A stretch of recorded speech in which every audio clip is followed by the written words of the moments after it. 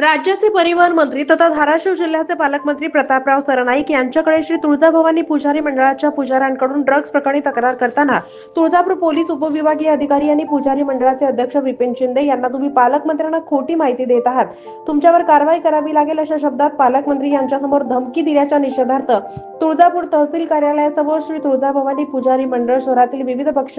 संघटनेच्या पदाधिकाऱ्यांनी लाक्षणिक उपोषण केले। विविध मागण्यांचं निवेदन मुख्यमंत्री यांच्याकडे तहसीलदार यांच्या माध्यमातून पाठवलंय। या निवेदनात असं म्हटलंय की 20 फेब्रुवारी रोजी राज्याचे परिवहन मंत्री तथा पालकमंत्री प्रताप सरनाईक यांनी ड्रग्ज प्रकरणी 72 तासात लेखी अहवाल सादर करण्याचे आदेश दिले असताना याच वेळी तुळजापूर पोलीस उपविभागीय अधिकारी यांनी श्री तुळजाभवानी पुजारी मंडळाचे अध्यक्ष विपिन शिंदे यांना तुम्ही पालकमंत्र्यांसमोर खोटी माहिती देत आहेत, तुमच्यावर कायदेशीर कार्यवाही करावी लागेल म्हणजे फिर्यादीलाच आरोपी केला जात असून वास्तविक पाहता ड्रग्ज प्रकरणी सखोल चौकशी आणि तपास होणं आवश्यक आहे। या प्रकरणी तुळजापूर पोलीस उपविभागीय आणि पोलीस निरीक्षक या दोन्ही अधिकाऱ्यांकडून ड्रग्ज प्रकरणी न्याय मिळणं शक्य नाहीये। ड्रग्ज प्रकरणी सखोल निपक्षपाती चौकशी होऊन तीर्थक्षेत्राची होणारी बदनामी रोखावी, ड्रग्ज प्रकरणाची सर्व पाळेमुळे शोधून काढावी आणि दोषींवर नियमानुसार कार्यवाही व्हावी असं नमूद करण्यात आलंय। या प्रसंगी शिवसेनेचे श्याम पवार, श्री तुळजाभवानी पुजारी मंडळाचे अध्यक्ष विपिन शिंदे, अमोल जाधव, नागनाथ भानशी, पुजारी मंडळाचे माजी अध्यक्ष किशोर गंगणे,